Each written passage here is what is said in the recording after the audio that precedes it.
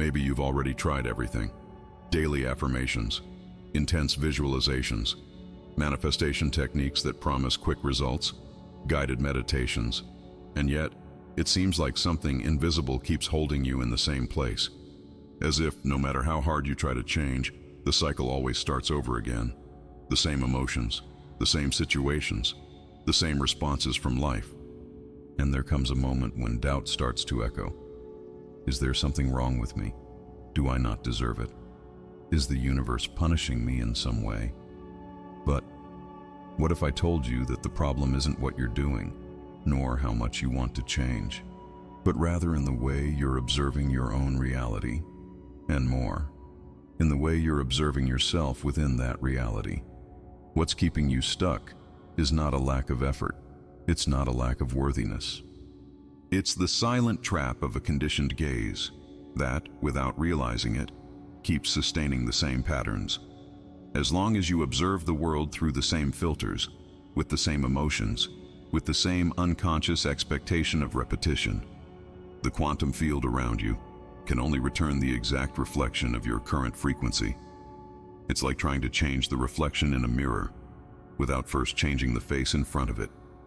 Today, I want to show you what almost no one has told you, the internal observation shift that needs to happen if you really want to break free from this cycle. It won't be a change in technique. It will be a change in consciousness, in perception, in presence. Because until this shift happens, the tendency is for you to remain stuck, even while doing everything right. The stagnation you feel today is not the result of a lack of ability, worthiness, or effort. It is the direct result of a much deeper and quieter mechanism, conditioned observation. Something that happens inside you even before any choice, any action, or any conscious decision.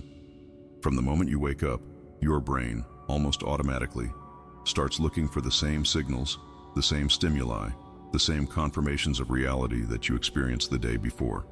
Without you realizing it, the first thing your mind does is not create something new. It's to recognize what it already knows. And what it knows, often, is pain, worry, lack, struggle, scarcity. You open your eyes and, even before getting out of bed, your attention already runs through the usual scenarios.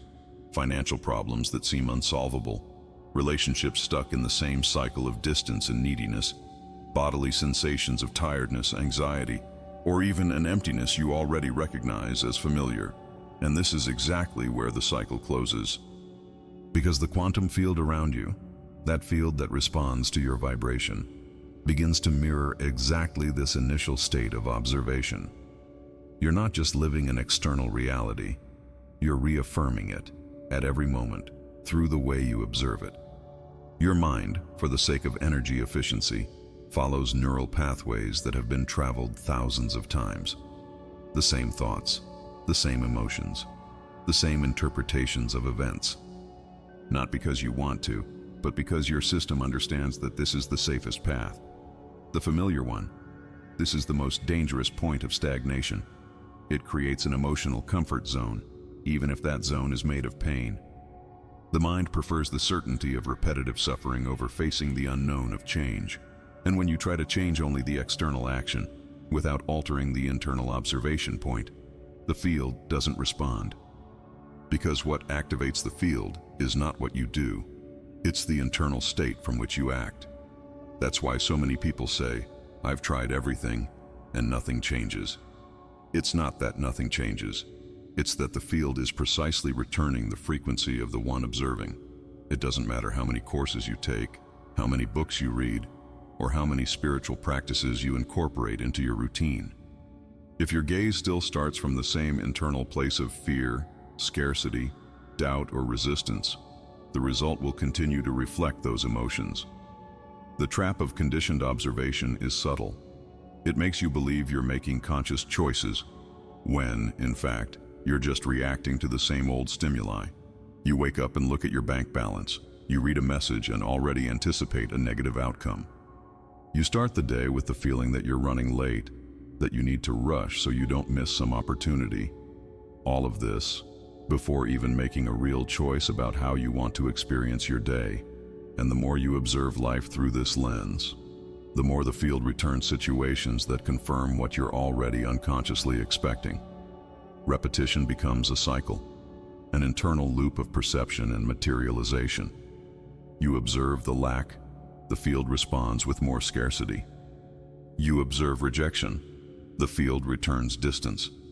You observe difficulty, and life delivers more obstacles. This process is not a punishment. It's not the universe conspiring against you. It's just the natural law of vibrational resonance. The quantum field doesn't distinguish between what you want and what you fear. It simply responds to what you continuously sustain in your field of observation. And here comes a truth that may hurt, but can also set you free.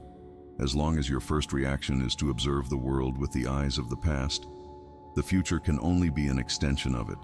As long as you keep the same emotional frequency active that brought you here, the field will continue to deliver the same results. This is the trap of conditioned observation, a pattern that feeds itself, a cycle that can only be broken when you become aware of the internal place from which you're looking. Because it's not about changing the world first, it's about changing the observer, and this is the first step for any real transformation to happen. There is a silent but absolutely precise law that governs the way your reality organizes itself around you. This law doesn't respond to what you wish for the most. It doesn't respond to what you affirm most frequently. It responds only, and exactly, to the internal state from which you're observing life. And that's why understanding your own observation point is so decisive for any real process of change. The quantum field you are immersed in right now is, at its core, a vibrational mirror. It has no preference, it doesn't judge, it doesn't interpret your intentions as right or wrong. The field simply returns the reflection of your predominant emotional frequency. This means that no matter how much your rational mind says it wants abundance, if the internal place from which you observe the world is scarcity, scarcity is what the field will materialize, not because the universe is cruel, but because that's the language the field responds to. Vibration. What many ignore is that reality is not reacting to your conscious speech, but to the silent vibration you carry while observing each situation. The anxiety for change, for example, is read by the field as resistance to the present. And what does the field return? More situations that reinforce this resistance, because energetically that's what you're emitting as you observe your current reality. A frequency of lack, urgency, dissatisfaction. Imagine for a moment that you're standing in front of a large mirror. A mirror that doesn't just reflect your physical image, but reflects emotions, thoughts, and deep beliefs.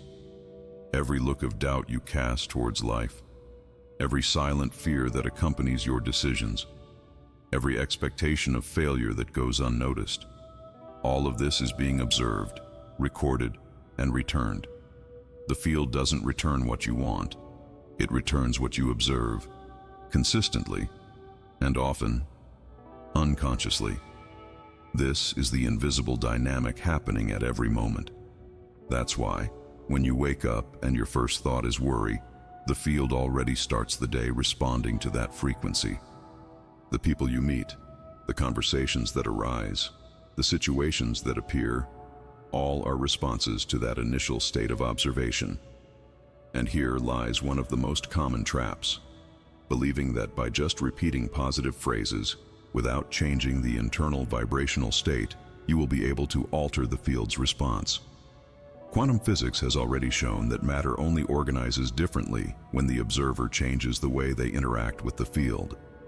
It's not enough to desire a new reality. You need to become a new frequency of observation. The observer effect in quantum mechanics shows us that the simple presence of a conscious gaze alters the behavior of particles. But what few understand is that this conscious gaze is not just rational attention. It's the sum of your emotion, your intention, and the energetic quality of how you're looking at something. In other words, it's not what you look at, it's where you're looking from. If you observe life from a place of fear, even if you say you trust, the field feels the fear. If you observe your possibilities from scarcity, even if you visualize prosperity, the field feels the scarcity. If you observe the people around you with resentment, Even if you pretend gratitude, the field feels the resentment. That's why so many desired changes seem not to happen, because the conscious request doesn't have enough strength to override the real vibrational state of the observer. As long as your internal observation point is aligned with fear, doubt, lack, the field will continue to reflect exactly that. The movement of transformation begins when you choose to look at your reality, no longer as a victim, but as a conscious creator. When you understand that every experience around you is only mirroring what your gaze has sustained over time. From this understanding, a new responsibility arises: to change the internal place from which you observe. This change doesn't happen with positive thoughts alone. It happens with presence, with a conscious choice of focus, with the daily decision not to react to the old stimuli in the same way. When the observer changes, the field has no other choice but to respond, because that's its only function, to reflect the internal state of the one observing. There are moments in life when everything around seems to slow down, but not in a light or contemplative way. It's a dense slowdown, almost as if time is dragging you into an invisible cycle that insists on repeating itself. And the most unsettling part is that behind this feeling, there is an entire field responding to your internal state of observation, without filters, without adjustments, just precisely reflecting what you are vibrationally sustaining. The first sign that you are stuck in this cycle is the silent emotional repetition. No matter what happens externally, the feeling inside you always seems to return to the same place. A mix of contained anxiety, emotional exhaustion, and that strange sense that something is out of place. Even when rationally, everything seems under control. You wake up, and even before opening your eyes, you already feel the weight of a day that hasn't even started yet. It's as if your body carries an emotional memory that doesn't belong only to the present, but to all the days that came before. This emotional repetition is not just a psychological symptom. It is a direct reflection of how your field is organized. The universe is simply returning the same frequency that you continue to emit, even if unconsciously. The second sign appears when your external life begins to show a pattern of subtle but constant blockage. Things even seem like they're about to happen, but they never fully materialize. Projects that start with enthusiasm, but lose strength before becoming real. Relationships that start with connection, but soon return to distance or the usual conflicts. Small opportunities that arise, but disappear as quickly as they came. There is always a sense of almost worked out, almost happened, almost was different. This pattern of non-materialization is one of the most faithful mirrors that your observation is still stuck in the old place, in the fear of failure, in silent doubt, in the unconscious expectation that everything will end as before. The third sign, perhaps the most dangerous, is vibrational self-sabotage. When even the good things, the answers you asked for so much, start turning into new sources of anxiety, resistance, and even rejection. You achieve something, but can't sustain it. You receive a compliment and immediately question whether it's deserved. A new possibility appears, but the fear of losing it makes you create barriers that prevent the very experience. Without realizing it, you become your own obstacle, not because you want to, but because your observation frequency is still aligned with pain, with doubt, with the habit of expecting the worst. These signs, when ignored, create a kind of emotional anesthesia, a state where you get used to discomfort, where suffering becomes the landscape, where the conditioned gaze makes everything new soon seem the same. But there is a moment, an invisible line, where you need to make a choice. Continue feeding the same observation, or create internal space for the shift to happen.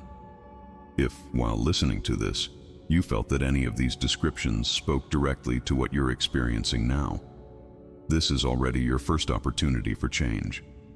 Because recognizing the cycle is the first step to breaking it. And now, if you feel ready to make this internal movement, to change the place from where you observe, I want to invite you to do two simple but deeply symbolic things. First, like this video. This isn't just an external gesture. It's a way to energetically anchor your decision to get out of this cycle. Second, go to the comments and write with intention. I choose to change my perspective. Write feeling each word, like a silent commitment to yourself. Because, as small as this gesture may seem, it could be the starting point for the field to start responding to you in a new way. There is a moment in the internal transformation process when the most important thing is no longer how much you want to change, but how willing you are to change the place from where you observe your own life. Because what maintains the stagnation cycle is not the absence of effort, nor the lack of techniques. It's the internal observation point that remains unchanged, even after so many attempts at change. The shift happens when you start to realize that you are not just a character in your story, but also the silent observer who chooses how to look at each scene. And this changes everything. Because as long as you observe the world from scarcity, doubt, or fear, the field can only respond by reflecting those same frequencies back to you. But when your observation point shifts, when you start looking at the same circumstances from a state of presence, acceptance, and neutrality, the field begins to reorganize its responses. This change doesn't happen with a forced positive thought. It's not about pretending that everything is fine when, inside, you still carry pain. It's about making a real pause and consciously choosing not to react the way you always have. When the old emotion arises, instead of diving into it, you observe it. When fear starts speaking louder, instead of believing every thought, you witness it. This is the true change of observer. It's when you stop being controlled by the emotion and start being its witness. One of the simplest, and at the same time, most challenging ways to start this shift is the practice of neutrality.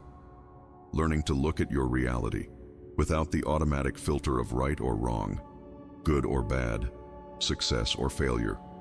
When you observe what's happening, just as an energy movement, without naming, without judging, the field begins to perceive your vibrational change. And this change, as subtle as it may seem, alters how the next situations manifest. Changing the internal observation point also means consciously choosing not to continue feeding the cycle of resistance. Because, many times, it's the struggle against your own pain that keeps the suffering active. When you try to escape an emotional state, it gains more strength. When you try to control life's flow, it responds with more blockages. The paradox is that, by letting go, by observing without wanting to control, by allowing the moment to be as it is, the field starts to open new possibilities. This shift doesn't require big rituals, nor complex practices. Often, it starts in a simple instant of awareness. When you realize you're reacting and choose to take a deep breath, create an internal space, and just observe, without rush, without trying to change the emotion at that exact moment, just recognizing, I am here, I am feeling, but I am not just this. Over time, and with the conscious repetition of this new state, your observation field begins to stabilize at a different frequency. And from there, the external responses also start to change. Situations stop being repetitions of the past and start becoming new opportunities for conscious response. The observation shift is, above all, an act of presence. It's you becoming greater than your automatic thoughts, greater than your habitual reactions, greater than the story your mind tells repeatedly. Not because you need to fight against all this, but because, by positioning yourself as the observer, you naturally weaken the repetition cycle. When the internal observation point changes, reality has no other choice but to change too. Because the quantum field, as complex as it may seem, is profoundly simple in its response. It only follows the command of the frequency you sustain. And when this frequency comes from a place of consciousness, the old cycle loses its strength, and the new one begins to form, almost like an inevitable reflection of your new way of looking. Making the observation shift is a powerful step, but it's only the beginning. The real challenge starts afterwards, when the initial euphoria of discovery fades, and life keeps presenting you with the same scenes, the same characters, the same invitations to react as always. It's at this moment that many people give up, because the quantum field, as sensitive as it is to your frequency, also observes something else in you, your consistency. The field doesn't respond to fleeting intentions. It responds to the vibrational consistency you maintain even when the world still seems unchanged. It's like planting a seed in soil that for years only knew dryness. You water one day, another, the next, and for a while, it seems like nothing happens. But beneath the earth, something has already begun to reorganize. The field works the same way. It tests the firmness of your new state before reflecting it in the external world.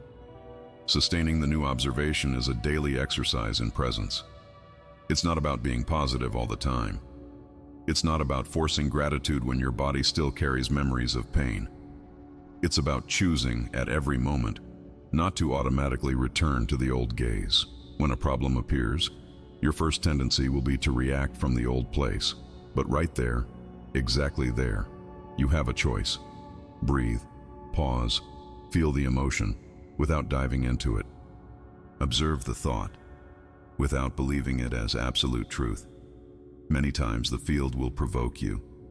It will put you in situations that seem like confirmations that nothing has changed. It's as if reality were testing you, not as punishment, but as a way to check if you've really anchored the new state of observation, or if you're still oscillating between the old and the new. These moments are the most challenging, but also the most decisive. One way to strengthen this new observation is to create small daily rituals of vibrational anchoring.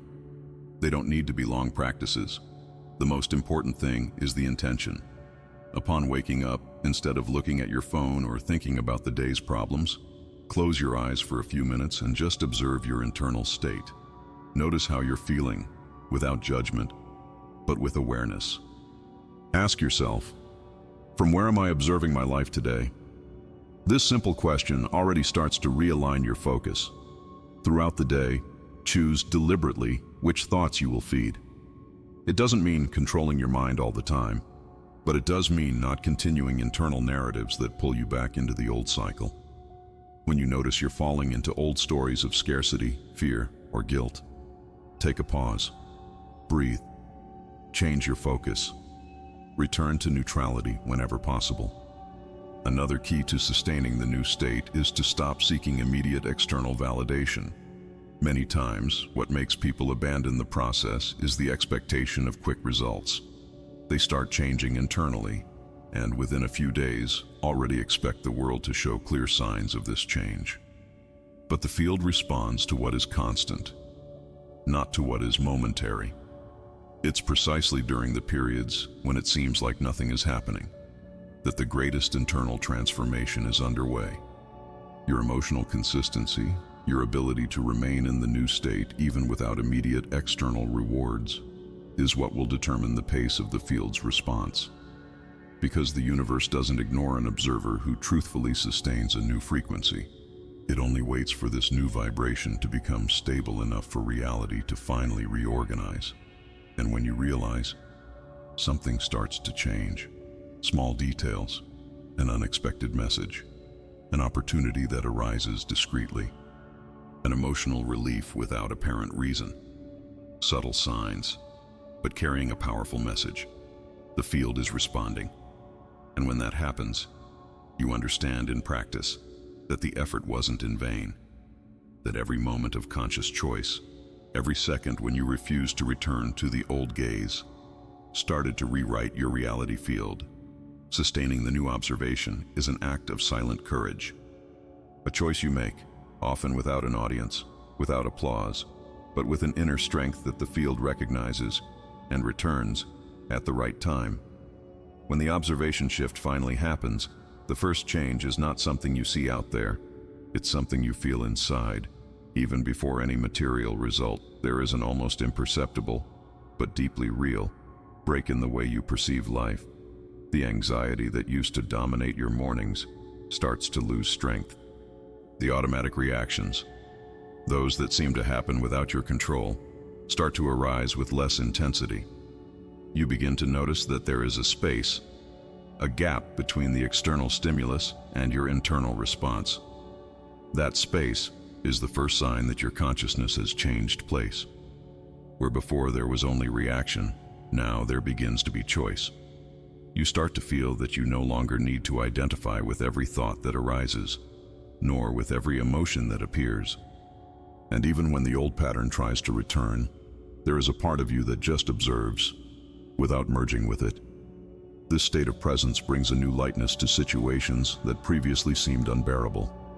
Problems that used to paralyze you are now seen as temporary movements in the field. You start to realize that nothing is fixed, that everything is in flow, and this perception, even without major external events, already begins to change your vibration consistently. Another clear sign that the shift has happened is the emergence of small synchronicities. People you haven't seen for years suddenly reappear with an unexpected message. Opportunities that seemed distant start to appear naturally, discrete signs, but carrying the information that the field is, finally, responding to your new internal state. And perhaps the deepest change happens in the way you start dealing with time. Before, there was always an urgency, a rush to solve, to achieve, to transform. But now, there is a deeper acceptance of the process. You understand that the field needs consistency to reorganize, and instead of fighting against time, you start to use it as an ally. Each day becomes an opportunity to reinforce the new frequency, to choose again, to sustain the new gaze. Your relationships also start to change. People with whom you always had conflict suddenly start to react differently, not because they changed by their own will, but because your internal frequency altered the field of interaction. What used to be a mirror of resistance now begins to reflect new possibilities of connection. Your physical body, which may have carried symptoms of anxiety, tension, or even exhaustion, starts to respond with more balance. Breathing naturally deepens. Sleep becomes more restorative. Small aches that seemed part of the routine begin to disappear. Because the body, just like the field, follows the quality of your internal observation, and even the challenges that still arise no longer have the same weight. You begin to look at each situation with a different perspective. Instead of asking, "Why is this happening to me?" you start asking, "From where am I observing this situation?" This simple change of question transforms your relationship with challenges. Suffering ceases to be a punishment and starts to be seen as an invitation to deepen your state of consciousness even more. The most curious thing is that many of these changes happen even before any major material transformation, because the field first tests the stability of the new observer before manifesting a new reality. It's as if the universe silently asked, "Did you really choose to remain in this new state? Or are you just waiting for a quick result to return to the old gaze?" And it's precisely when you answer with consistency, with presence, with truth, that the field begins to yield. Opportunities align. Doors that once seemed closed start to open. Solutions that seemed distant appear in unexpected ways. Because the field, as invisible as it may seem, never stops listening to a conscious observer. This is the answer you've been waiting for, and it begins, not with a great external revolution, but with the subtlety of a gaze that has finally changed place. We've reached the end of our journey, and now, something inside you already knows. Staying stuck is no longer an option. Because once you see the cycle, once you realize the internal place from which you were observing your life, the illusion of powerlessness begins to dissolve. It's not about changing the world out there, but about changing the gaze you cast upon it every day. The choice to sustain a new observation, even when nothing seems to have changed yet, is what, little by little, begins to rewrite your reality field. And if you've made it this far, it's because a part of you is already ready for this movement. So that I know you stayed with me until the end, and to anchor this process even more, write in the comments, "I choose to be the new observer." This phrase is not just empty words, it is a silent but powerful declaration of your new choice.